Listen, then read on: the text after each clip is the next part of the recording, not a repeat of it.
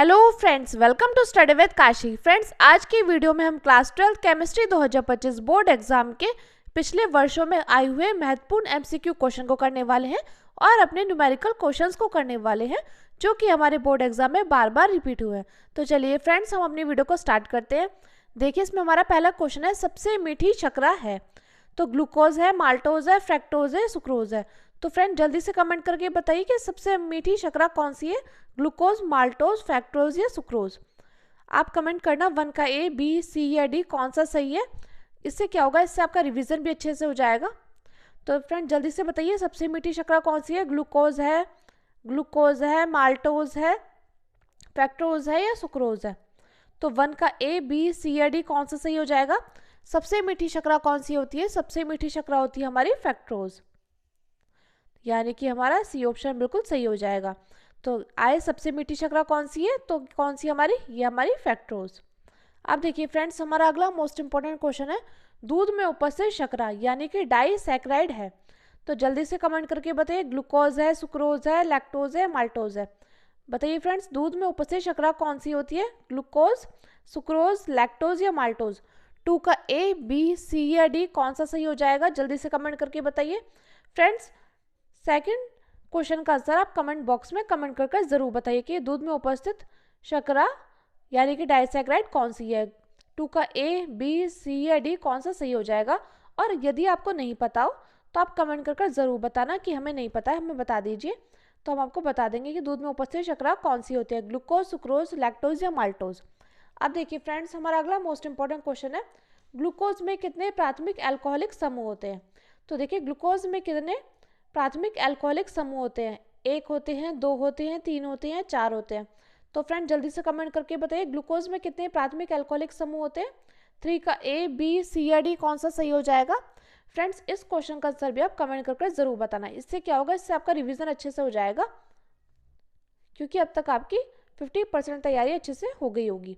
तो देखिए, आप क्या करेंगे, आप सेकंड क्वेश्चन का आंसर भी कमेंट करके बताएंगे और थर्ड क्वेश्चन का आंसर भी आप कमेंट करके बताइएंगे कि ग्लूकोज में कितने प्राथमिक एल्कोहलिक समूह होते हैं, 1 होते हैं, 2 होते हैं, 3 होते हैं, 4 होते हैं। और यदि आपको इन दोनों क्वेश्चन का आंसर नहीं पता तो आप कमेंट करके पूछ भी सकते हैं। अब देखिए फ्रेंड्स, हमारा अगला मोस्ट इंपॉर्टेंट क्वेश्चन है, निम्न में कौन मोनोसैकेराइड है। तो देखिए फ्रेंड्स, इनमें से कौन से मोनोसैकेराइड है, लैक्टोज है, स्टार्च है, माल्टोज है, फ्रक्टोज है। तो जल्दी से कमेंट करके बताइए कि निम्न में कौन मोनोसैकेराइड है, लैक्टोज है, स्टार्च है, माल्टोज है, फ्रक्टोज है। तो देखिए फ्रेंड्स, यहाँ पे मोनोसैकेराइड की बात हुई है, तो मोनोसैकेराइड क्या है, मोनोसैकेराइड है हमारा फ्रक्टोज, यानी कि डी ऑप्शन बिल्कुल सही हो जाएगा। 4th का D is the right answer कि कौन सी मोनोसैकेराइड है, तो फ्रक्टोज। अब देखिए फ्रेंड्स, हमारा अगला मोस्ट इंपॉर्टेंट क्वेश्चन है, विटामिन ए की कमी से होती है।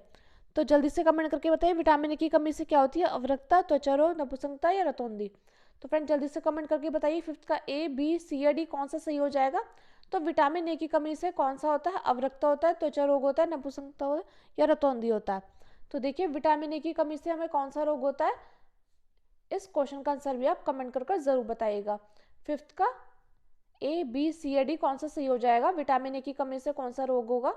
इससे फ्रेंड्स कमेंट करने से क्या होगा, आपका रिवीजन अच्छे से हो जाएगा और आपको पता चल जाएगा कि इसका आंसर क्या है। तो आप सेकंड, थर्ड और 5th का आंसर कमेंट कर जरूर बताना। अब देखिए फ्रेंड्स, हमारा अगला मोस्ट इंपॉर्टेंट क्वेश्चन है, न्यूक्लिक अम्ल में न्यूक्लियोटाइड आपस में जुड़े होते हैं पेप्टाइड बंधन द्वारा या फास्फोडाइएस्टर बंध द्वारा या ग्लाइकोसाइटी बंध द्वारा या हाइड्रोजन बंध द्वारा। तो देखिए फ्रेंड्स, न्यूक्लिक अम्ल में न्यूक्लियोटाइड आपस में जुड़े होते हैं पेप्टाइड बंध द्वारा, फास्फोडाइएस्टर बंध द्वारा या ग्लाइकोसाइडी बंध द्वारा या हाइड्रोजन बंध द्वारा। तो देखिए, जल्दी से कमेंट करके बताइए, 6 का ए, बी, सी या डी कौन सा सही हो जाएगा। न्यूक्लिक अम्ल में न्यूक्लियोटाइड आपस में जुड़े होते हैं किसके कारण, फास्फोडाइएस्टर बंध द्वारा, यानी कि 6 का बी बिल्कुल सही हो जाएगा। अब देखिए फ्रेंड्स, हमारा अगला मोस्ट इंपॉर्टेंट क्वेश्चन है, यौगिक जो डाइसैकेराइड नहीं है। अब इनमें से बताइए, यौगिक जो डाइसैकेराइड नहीं है वो क्या है, सुक्रोज है, सेलुलोज है, लैक्टोज है या माल्टोज है। तो यौगिक जो डाइसैकेराइड नहीं है वो सुक्रोज है, सेलुलोज है, लैक्टोज है या माल्टोज है। तो देखिए, यौगिक जो डाइसैकेराइड नहीं है वो कौन सा नहीं है, सेलुलोज, यानी कि 7th का बी बिल्कुल सही हो जाएगा। और देखिए फ्रेंड्स, यहाँ पे बात आई थी यौगिक जो डाइसैकेराइड नहीं है, तो कौन सा नहीं है? सेलुलोज नहीं है। इस क्वेश्चन से क्या होगा, इस क्वेश्चन से आपके दो क्वेश्चन तैयार हो रहे हैं। एक क्या था कि जो डाइसैकेराइड नहीं है तो क्या नहीं है? सेलुलोज नहीं है, यानी कि और बाकी क्या है? बाकी हमारे डाइसैकेराइड है, सुक्रोज भी है, माल्टोज भी है और हमारा लैक्टोज भी है।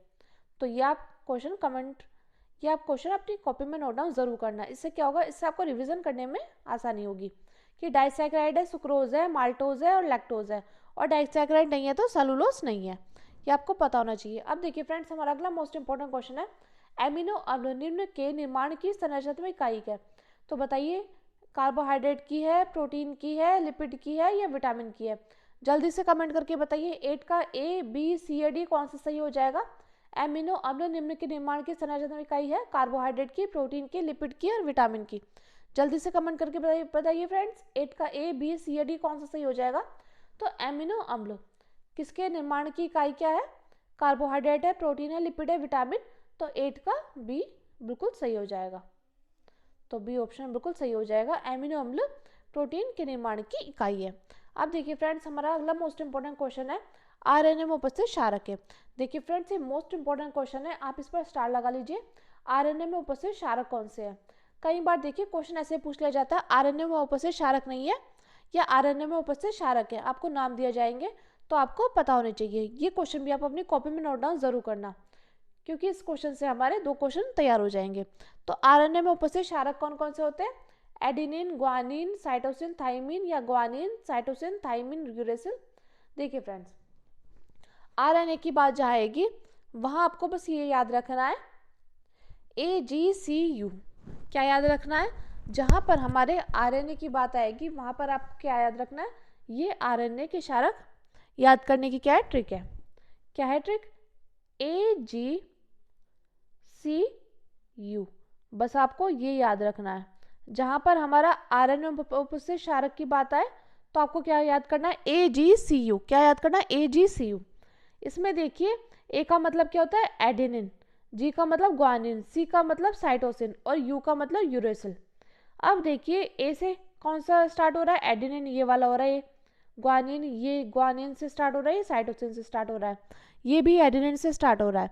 तो देखिए, हमें देखना है AGCU किसमें? एडेनिन, ग्वानिन, साइटोसिन, इसमें आ गया थाइमिन यानी कि टी से, तो ये तो नहीं होगा। तो अब हम अगला देखते हैं, एडेनिन, ग्वानिन, साइटोसिन, यूरेसिल। तो देखिए, आरएनए में उपस्थित क्षारक कौन से होंगे? डी ऑप्शन बिल्कुल सही हो जाएगा। डी ऑप्शन बिल्कुल सही है, एडेनिन, ग्वानिन, साइटोसिन और यूरेसिल। तो यानी कि D option is the right answer. अब देखिए, बात आती है यहाँ पर, देखिए आरएनए में कौन सा? आरएनए में तो है हमारा एडेनिन, ग्वानिन, साइटोसिन, यूरेसिल। अब देखिए, कई बार हमसे एग्जाम में पूछ लेता है कि डीएनए में कौन सा क्षारक उपस्थित है। तो जब बात आए डीएनए की तो आप क्या याद रखेंगे? आप याद रखेंगे AGCT। क्या याद रखेंगे फ्रेंड्स? AGCT, यानी कि दोनों में जो सेम है वो शुरू के 3 तो सेम है, एडेनिन, ग्वानिन, साइटोसिन। अब देखिए, यहाँ पे है टी और आरएनए में क्या है? यू माने यूरेसिल और टी माने थाइमिन। तो इसका हो जाएगा एडेनिन, ग्वानिन, साइटोसिन, थाइमिन। अगर आपसे डीएनए के पूछे तो आप एडेनिन, ग्वानिन, साइटोसिन, थाइमिन ये याद रखेंगे, और अगर आपसे आरएनए के बारे में पूछे तो आप ये याद रखेंगे AGCU, यानी कि एडेनिन, ग्वानिन, साइटोसिन, यूरेसिल। मैं उम्मीद करती हूँ फ्रेंड्स आपको अच्छे समझ में आ गया होगा, और ये क्वेश्चन आप अपनी कॉपी में नोट डाउन जरूर करना, क्योंकि हमसे बोर्ड एग्जाम में घुमा फिरा कर क्वेश्चन पूछे जाते हैं कि आरएनए में उपस्थित क्षारक है और डीएनए में उपस्थित क्षारक है या इनमें से उपस्थित क्षारक नहीं है, तो आपको पता होना चाहिए। अब देखिए फ्रेंड्स, हमारा अगला मोस्ट इंपोर्टेंट क्वेश्चन क्या है? निम्न में कौन सा डीएनए में क्षारक नहीं होता? देखिए फ्रेंड्स, हमने अभी पढ़ा है कि निम्न में कौन सा डीएनए में क्षारक नहीं होता? थाइमिन नहीं होता, साइटोसिन नहीं होता, यूरेसिल नहीं होता, या एडेनिन नहीं होता। तो फ्रेंड्स, इस क्वेश्चन का आंसर आप कमेंट करके जरूर बताना। 10th का A, B, C या D कौन सा सही हो जाएगा, क्योंकि देखिए हमने अभी पढ़ा है। जब हमने अभी पढ़ा है तो आपका इससे क्या होगा? रिवीजन भी अच्छे से हो जाएगा, और आप कमेंट करके जरूर बताना कि निम्न में कौन सा डीएनए में क्षारक नहीं है, थाइमिन नहीं है, साइटोसिन नहीं है, यूरेसिल नहीं है, एडेनिन नहीं है। तो आप 10 का A, B, C या D कमेंट करके जरूर बताना। अब देखिए फ्रेंड्स, हमारा अगला मोस्ट इंपोर्टेंट क्वेश्चन है, एस्कॉर्बिक अम्ल है। तो देखिए, एस्कॉर्बिक अम्ल क्या है? एंजाइम है, विटामिन है, प्रोटीन है या हार्मोन है? तो बताइए 11th का ये बी सी या डी कौन सा सही हो जाएगा। एस्कॉर्बिक अम्ल क्या है, ये है हमारे विटामिन, तो 11th का बी बिल्कुल सही हो जाएगा। अब देखिए फ्रेंड्स, हमारा अगला मोस्ट इंपॉर्टेंट क्वेश्चन है, ग्लूकोज टोलन अभिकर्मक से क्रिया करके बनाता है। तो जल्दी से कमेंट करके बताइए, ग्लूकोज टोलन अभिकर्मक से क्रिया करके क्या बनाता है। Ag2O बनाता है, Ag बनाता है, AgCl बनाता है, AgNH3 इंटू Cl बनाता है। तो फ्रेंड जल्दी से कमेंट करके बताइए, ग्लूकोज टोलन अभिकर्मक से क्रिया करके क्या बनाता है। Ag2O, Ag या AgCl या AgNH3 इंटू Cl। 12th का A, B, C या D कौन सा सही हो जाएगा। तो देखिए हम ये रिएक्शन करके देखते हैं। ग्लूकोज का सूत्र क्या होता है, CHOH की 4 CH2OH, ये क्या होता है, ये होता है हमारा ग्लूकोज। अब देखिए बात आती है टोलन अभिकर्मक की। तो टोलन अभिकर्मक क्या होता है, टोलन अभिकर्मक होता है Ag2O। क्या होता है टोलन अभिकर्मक, Ag2O। अब देखिए जब हम इसको गर्म करते हैं तो हमारा क्या बनेगा, यहाँ पर देखिए जब हम इसको गर्म करेंगे तो हमारा क्या बनेगा, एक तो हमारा बनेगा रजत दर्पण यानी कि 2Ag, जिसको हम सिल्वर मिरर भी कहते हैं। और देखिए और क्या बनेगा हमारा, और बनेगा यहाँ पे COOH, और बिल्कुल एज इट इज ग्लूकोज का ऐसे कैसे हो जाएगा, CHOH का 4 और CH2OH। यानी कि जब हम ग्लूकोज की टोलन अभिकर्मक से क्रिया कराएंगे तो क्या बन जाएगा हमारा बनकर तैयार हो जाएगा सिल्वर मिरर, जिसे हम रजत दर्पण भी कहते हैं। यानी कि इस क्वेश्चन का हमारा राइट आंसर क्या हो जाएगा, बी। 12th का बी बिल्कुल सही हो जाएगा। अब देखिए फ्रेंड्स, इसका नाम क्या है, इसका नाम है हमारा ग्लूकोनिक अम्ल। क्या नाम है, इसका नाम है हमारा ग्लूकोनिक अम्ल, ग्लूकोनिक अम्ल। और देखिए फ्रेंड्स, ये क्वेश्चन आपसे घुमा फिरा कर भी पूछ सकता है एग्जामिनर कि क्या होता है जब ग्लूकोज टोलन अभिकर्मक से क्रिया करता है। तो आपको पता होना चाहिए कि जब ग्लूकोज टोलन अभिकर्मक से क्रिया करेगा तो हमारा क्या बनेगा, सिल्वर मिरर यानी कि रजत दर्पण बनेगा और हमारा ग्लूकोनिक अम्ल बनेगा। ये बात आपको पता होनी चाहिए। अब देखिए फ्रेंड्स, अब आते हैं हम न्यूमेरिकल पे। देखिए ये मोस्ट इंपॉर्टेंट न्यूमेरिकल है और बार बार हमसे बोर्ड परीक्षा में पूछे गए हैं। अब देखिए न्यूमेरिकल है, भारानुसार 20% कास्टिक सोडा यानी कि NaOH विलयन की मोललता ज्ञात कीजिए। तो हमें क्या करना है, भारानुसार 20% NaOH विलयन की मोललता ज्ञात करना है। तो हम जानते हैं, ये देखिए कि कोई विलयन है। अब इसमें क्या है, इसमें 20% क्या भरा है, इसमें 20% भरा है NaOH। तो और जब इसमें 20% और पूरा विलायक क्या, पूरा मिश्रण कितना होता है, पूरा मिश्रण होता है 100%, ये आपको पता है। पूरा मिश्रण क्या होता है, पूरा मिश्रण होता है 100%। और देखिए जब पूरा मिश्रण होता है 100% और यहाँ पे कितना क्या भरा है, विलय यानी कि 20% भरा है NaOH। तो बाकी का क्या भरा होगा, जल भरा होगा। जल कितना होगा, 80%। अब देखिए हम एक काम करेंगे, परसेंट को ग्राम में चेंज कर देंगे, तो लिख देंगे 20 ग्राम और जल को लिख देंगे 80 ग्राम। अब देखिए दिया है विलय का भार, यानी कि विलय क्या है हमारा, कास्टिक सोडा। तो NaOH यानी कि विलय का भार क्या है, स्मॉल w 20 ग्राम, ये हमें दिया गया है। और विलायक क्या होगा, विलायक इसमें जल होगा और विलय क्या होगा, कास्टिक सोडा यानी कि NaOH। तो देखिए जल का भार क्या होगा, कैपिटल W 80 ग्राम।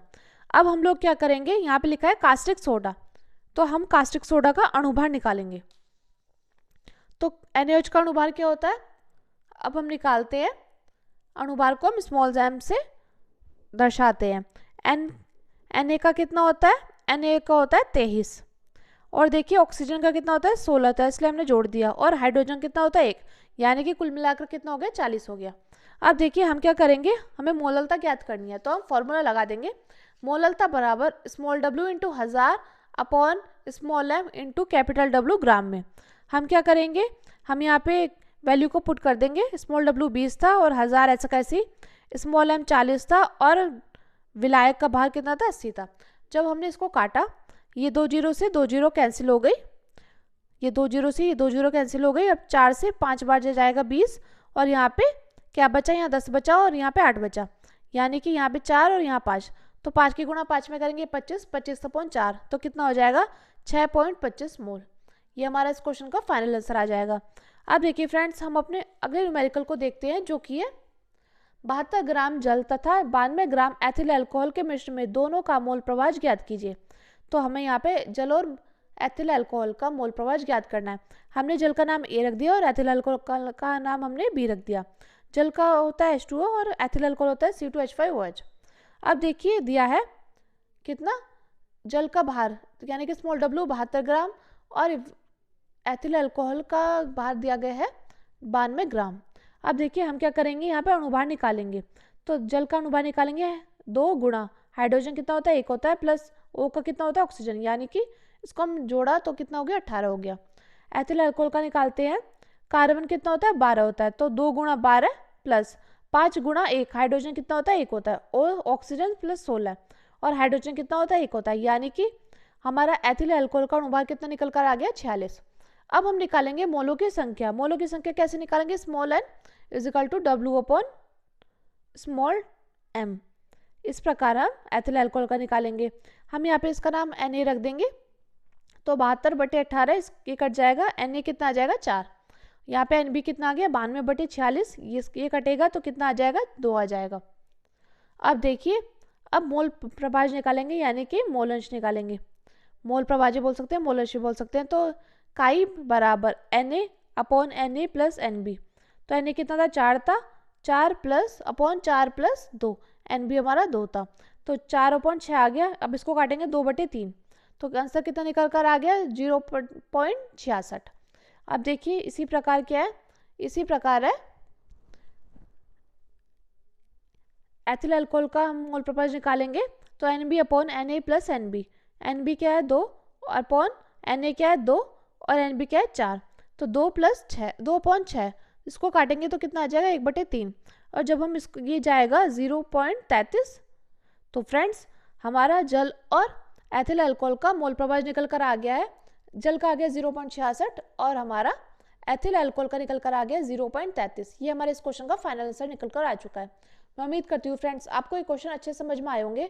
अगर आपको वीडियो अच्छी लगी तो प्लीज़ हमारे चैनल को सब्सक्राइब कीजिए, वीडियो को लाइक शेयर कमेंट जरूर कीजिएगा। और फ्रेंड्स आप ऑब्जेक्टिव क्वेश्चन के आंसर कमेंट बॉक्स में कमेंट कर ज़रूर बताना, और अगर आपको ना पता हो तो आप कमेंट कर ज़रूर बताना, हम आपको आंसर बताएंगे।